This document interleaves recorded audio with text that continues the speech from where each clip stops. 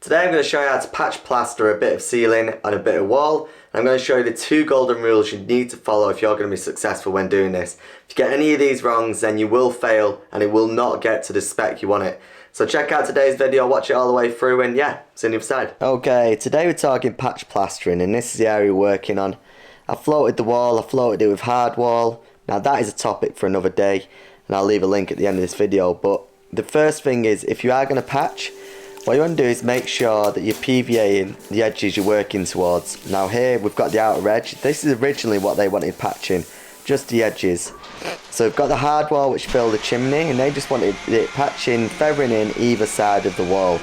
So I've mixed up some British gypsum finish plaster, and we've scrim taped the edges, which leads to the patch into the existing wall. Now my first rule is, if you don't need to patch, don't patch. This wall is not massive, it's not a massive size, it doesn't even need to be not patched, if that makes any sense. Just plaster the whole wall. Look, if you are going to be patching, one, it is slightly harder, which you'll find out in this video. We're going to walk you through the process and show you where the pitfalls are. But two, you'll never have a perfectly clean patch. You'll always see it. If the sun shines from the left side, if you get a sideways glancing light, you will always see the patch that you've finished into the existing, no matter how good you are. And if you can, you're going to have to get a decorator who's going to have to easy fill the edges and get in there to try and feather it out back to nothing anyway. So in my opinion, if you don't have to patch, just don't do it. Plaster the whole thing and just make sure that the whole wall is done.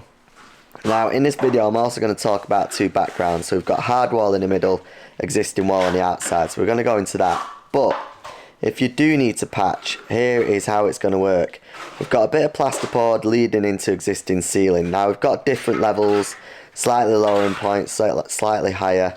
So what we're going to do is the first coat, we're just putting it past the scrim tape. So what we need to do is make sure that the first coat is covering the scrim tape and the scrim tape is nicely covered. Now if you've got a bit of plasterboard or an area that is lower and needs building out, then here's how you do it. It's very simple. You get your scrim tape. This is a big wide mesh, so it's handy. Cover the areas on the edges. Now this plasterboard's very deep, so we're going to get some bonding. And what you want to do, mix a tight coat of bonding up, build it out beforehand, and then you're good to go. Carrying on from this process now. So what we're doing is, like I said, we're just going to travel up to the scrim tape and pass it. So we need to make sure that the first coat covers the scrim tape, and I'll explain why in a minute. Yeah, I realise that I'm all over the place here. Started at the bottom, gone up top, gone back down, and that was because of filming reasons. Trust me, it's not because I'm lazy, even though I am slightly. Now what we're doing is just plastering the whole wall here. What you're going to find out in this video is the middle is going to dry a lot faster than the outer edges. Little hack if you're doing a small patch, use your dirty bonding water to mix up your finish, and it's going to make it go off like a rocket. So if it's only a small patch, use dirty water, make your multi go off fast. Okay, so we've mixed the second coat. Now here's the trick, and here's the secret you're going to find out. I'm going to put a thin trail on the outer edge of the plaster, just a thin little layer, just thin sliver. And what I'm doing is I'm tilting the angle tight to the outer edge of the wall. And what that's going to do is naturally feather the plaster out. It's going to grade it out almost to nothing, and it's going to really fine it down. As you can see from that trail there, it's really thinned out. You want to be feathering your plaster from the stage you're putting it on. So the first coat was covering the scrim tape. What we're now doing is adding another layer just beyond that, so another 3 inches, 4 inches maybe, and then we're feathering it out. And then from that feathered point, we're going to work our plaster towards that outer edge. And that means that when we plaster up to it, it's going to have a nice detail, and it's not going to leave any lumps. It's just going to be a nice gradient to the outer wall. Now what we need to do is you need to add a natural taper, which is why you're tilting the trowel. You're applying the outer edge first, and then what we're doing is filling the middle and then finishing into that point. And what you'll find, because the plasterboard's at different levels, you are going to have to build it out in points. But as long as that outer edge has been tapered to nothing, you can just work towards that.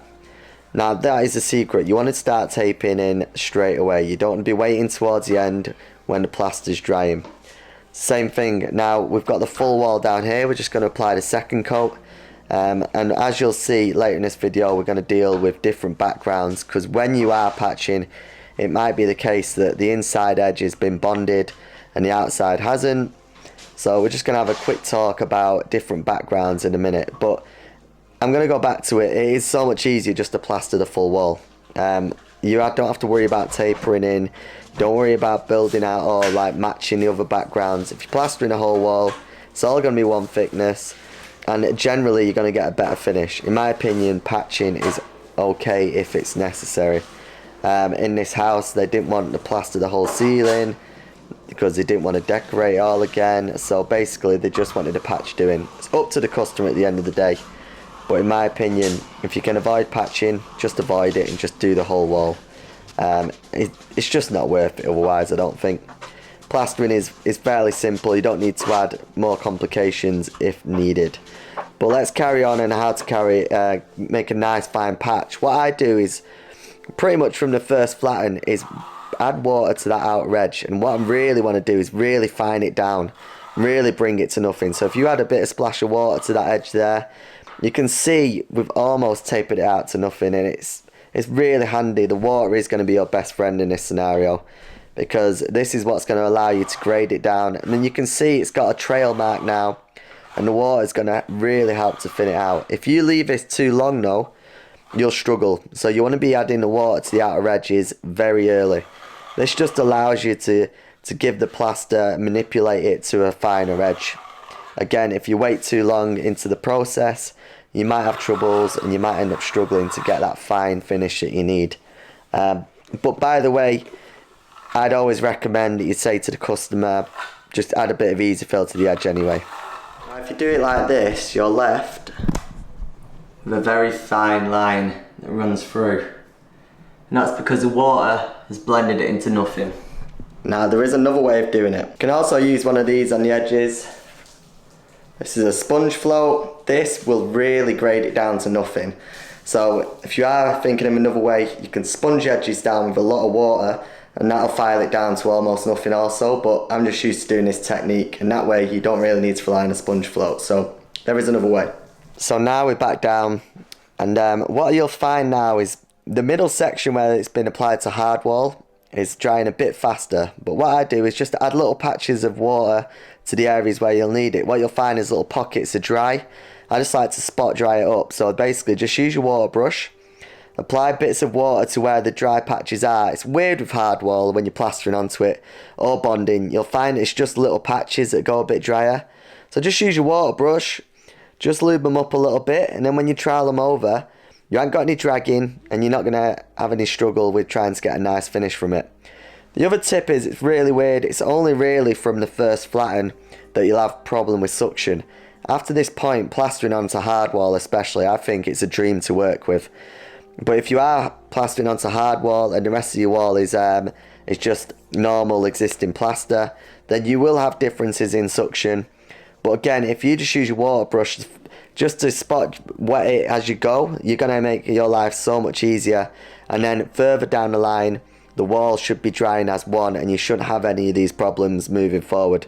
Especially if you're using dirty water in your plaster, what that's going to do is going to accelerate the plaster setting time. So basically the outer edges of your wall are going to set very similar to the hard wall section anyway. So you're not going to have any of them issues moving forward. This is the best corner trowel in my opinion on the market, by the way. This is the Ragney corner trowel. Yes, I've got a phone strapped to my ear. This is my hands-free. As a plasterer, you think I could afford Bluetooth headphones, but yeah, they keep falling out of my ears and dropping in water, so this'll do. Anyway, the Ragney corner trowel, great bit of kit, sorry. And it's just a great, probably in my opinion, the best corner trowel on the market. I've not seen a better one yet. So that's a subject outside of subjects, but all we're doing now is using the water just to really fine down the edges and really clean the plaster up. But anything beyond this point is done. If you haven't got your patching up to spec at this point, if you haven't fined your plaster down at this point, as in we're coming towards the later stages of plastering now, then it's probably too late.